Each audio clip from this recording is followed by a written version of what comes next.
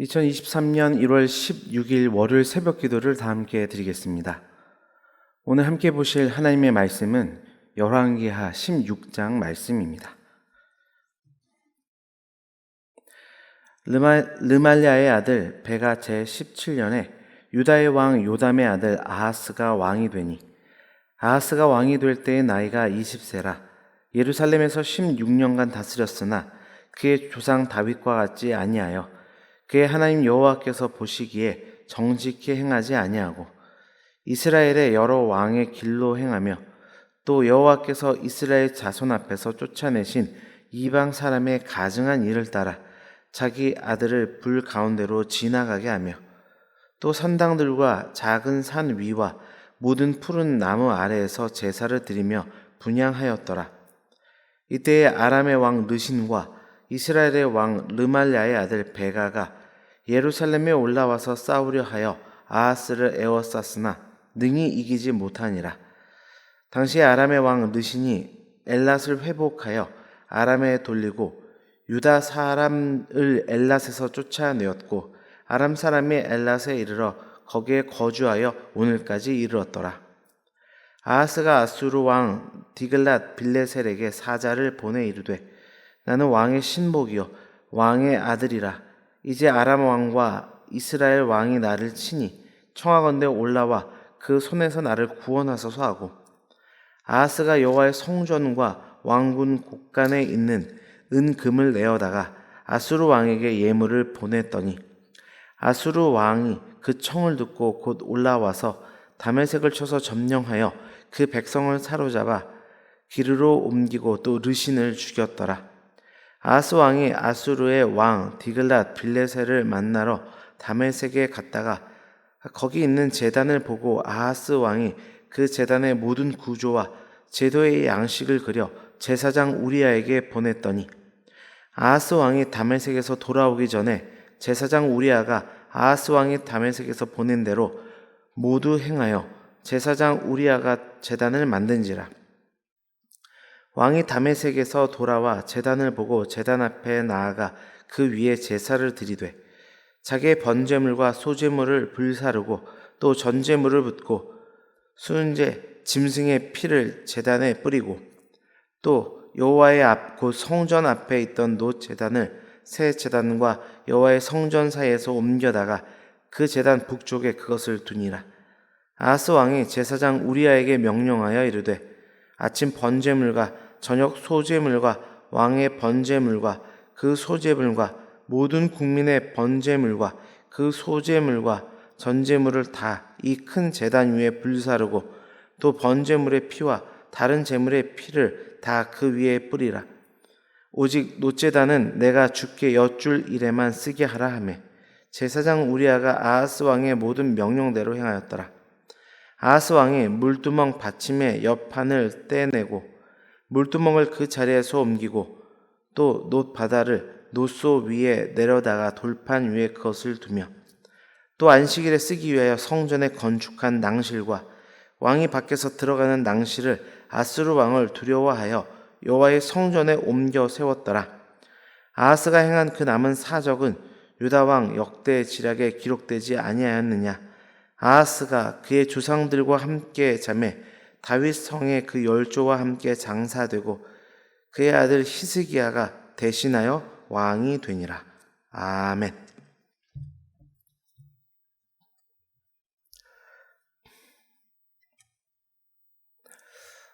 오늘 본문은 남유다 제12대 왕인 아하스에 대한 기록입니다. 그를 한마디로 평가하자면 결국 세상을 쫓아 사는 인생이었다. 그렇게 정의할 수 있겠습니다. 그리고 그런 인생이 결국 비참한 삶을 살 수밖에 없음을 오늘 본문은 우리에게 말씀합니다. 그럼 오늘 본문을 중심으로 세상을 쫓아 사는 인생들에게 주는 교훈이라는 제목으로 하나님 말씀 증거하겠습니다. 첫째, 하나님 보시기에 정직히 행하라. 오늘 본문은 우리에게 교훈합니다. 2절 말씀입니다. 아하스가 왕이 될 때의 나이가 20세라. 예루살렘에서 16년간 다스렸으나 그의 조상 다윗과 같이 아니하여 그의 하나님 여호와께서 보시기에 정직히 행하지 아니하고. 이 절은 남유다 제12대 왕인 아하스에 대한 평가를 기록합니다. 아하스는 20세의 왕 위에 올라 16년간을 다스립니다. 이런 아하스는 남유다의 왕들 가운데 가장 악한 왕으로 평가되는 그 왕들 중 하나입니다. 그의 손자 므낫세도 악하기는 마찬가지였지만 그래도 그는 하나님의 징계를 받고 회개하는 모습을 보이기라도 했습니다. 그러나 아하스는 1절 회개하는 모습이 성경 어디에도 등장하고 있지 않습니다. 그런 아하스에 대해 성경은 그의 조상 다윗과 같이 아니하여 그의 하나님 여호와께서 보시기에 정직히 행하지 않았다, 그렇게 평가합니다. 여호와 보시기에 정직히 행하지 않았다라는 것은 무슨 의미일까요? 여기서 말하는 정직이라는 것은 이것입니다. 내가 하나님 앞에서 부족한 죄인이요 연약한 자라는 것을 인정하는 것입니다. 그렇게 하나님을 의지하고 그분의 말씀에 따라 순종하며 사는 것, 그것이 정직입니다. 이러한 정직함이 없으면 사람은 누구나 자기 자신을 높이고 자기의 생각과 방법대로 살아가게 됩니다. 하나님을 의지하지 않습니다. 아하스처럼 오히려 사람을 의지하는 우를 범합니다. 이것이 바로 불신앙의 죄악입니다. 그런 의미에서 하나님 앞에 정직한 삶을 사는 것과 믿음을 가지고 살아가는 것은 사실 같은 것이라 할 수 있겠습니다. 주 안에 사랑하는 성도 여러분, 여러분에게 믿음이 있으시죠? 그렇다면 얼마나 자신과 하나님 앞에 정직히 행하고 계십니까? 오늘 말씀을 통해 자신을 돌아보면서 세상을 쫓아 사는 인생이 아니라 하나님 앞에 정직히 행하는 인생으로 나아가시기를 바랍니다. 그로 인해 하나님께서 정직히 행하였다, 그렇게 칭찬하는, 그렇게 칭찬받는 삶이 되시길 주님의 이름으로 축원합니다. 두 번째로 오늘 본문은 우리에게 하나님만을 섬기라 말씀합니다. 7절, 8절 말씀입니다. 아하스가 아수르 왕 디글랏 빌레셀에게 사자를 보내 이르되 나는 왕의 신복이요 왕의 아들이라. 이제 아람 왕과 이스라엘 왕이 나를 친히 청하건대 올라와 그 손에서 나를 구원하소서 하고 아하스가 여호와의 성전과 왕궁 곳간에 있는 은금을 내어다가 아수르 왕에게 예물로 보냈더니. 아하스는 북이스라엘과 아람 연합군의 침공을 받아 위기에 처하게 되자 아수르 왕 디글랏 빌레셀에게 예물을 보내 구원의 요청을 하게 됩니다. 아수르 왕은 그 요청을 받아들여서 아람을 치고 그 백성들을 포로로 잡아가고 아람 왕 르신을 죽입니다. 그렇게 아하스는 아수르 왕의 도움으로 위기를 극복하게 됩니다. 그런데 이로 말미암아 남유다는 마치 아수르의 속국이 되는 것처럼 그렇게 전락해 버리고 맙니다. 멸망의 위기에서는 비록 벗어났을지 모르지만 이방 나라의 속국으로 전락하여 그들을 섬기게 된 것입니다. 왜 이런 일이 발생하게 된 것일까요? 그것은 그들이 하나님만을 섬기지 않았기 때문입니다. 아하스는 하나님 없이도 자신이 왕이 되어 나라를 부강하게 만들 수 있을 거라 생각했습니다. 그렇게 자유롭게 왕으로서의 통치를 누리고 싶었을 것입니다. 그러나 하나님 없이는 자유를 누릴 수 없다는 것을 그는 알지 못했습니다. 그 결과 궁극적으로 더 큰 속박을 받아야만 했습니다. 우리의 신앙 생활 역시 이와 마찬가지입니다. 성도인 우리 역시 하나님만을 온전히 섬기지 않으면 자유를 이 땅에서 누리게 되는 것이 아니라 결국 사단과 죄의 종노릇 할 수밖에 없습니다. 주 안에 사랑하는 성도 여러분, 하나님만을 충성스럽게 섬기는 우리 모두가 되기를 주님의 이름으로 축원합니다. 그럴 때 그 하나님께서 우리에게 참된 구원을 베풀어 주시면서 그 가운데 세상이 줄 수 없는, 나 스스로 얻을 수 없는 참 자유를 누리게 하실 줄 믿습니다. 마지막으로 오늘 본문은 분명한 사명감을 가지라 또한 그렇게 우리에게 교훈합니다. 10절 말씀입니다.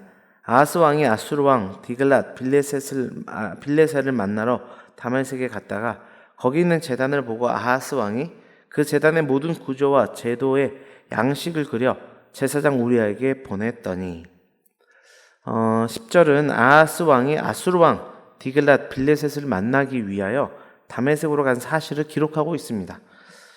그의 도움으로 남유다가 구원을 얻게 된 것에 대한 이 감사를 표하기 위함이었는데요. 그 가운데 아하스는 아수르 왕이 섬기는 그 신의 제단을 보고 그 구조와 양식을 그려서 제사장 우리아에게 보냅니다. 그리고 그대로 제작하도록 지시합니다. 그러자 제사장 우리아는 어떻게 합니까? 11절 말씀입니다. 아하스 왕이 다메섹에서 돌아오기 전에 제사장 우리아가 아하스 왕이 다메섹에서 보낸 대로 모두 행하여 제사장 우리아가 제단을 만든지라. 우리아가 아하스의 지시를 받고 그가 다메섹에서 돌아오기 전에 단의 제작을 마쳤다고 기록합니다. 무슨 뜻입니까? 아하스 왕의 타락과 함께 제사장 우리아 역시도 타락했음을 보여주는 구절입니다. 이것은 결국 남유다 전체가 이제 돌이킬 수 없는 타락의 길에 접어들게 되었다는 것을 암시해 주는 말씀입니다. 이스라엘 공동체에서 제사장은 선지자와 더불어 바른 신앙을 사수할 최후의 보루였습니다. 그렇기 때문에 제사장의 타락은 더 이상 이스라엘의 소망이 없음을 의미하는 것입니다. 성도 여러분, 우리는 이 땅의 왕 같은 제사장들입니다. 그 이야기는 우리가 이 땅의 거룩을 수호하는 최후의 보루라는 뜻입니다.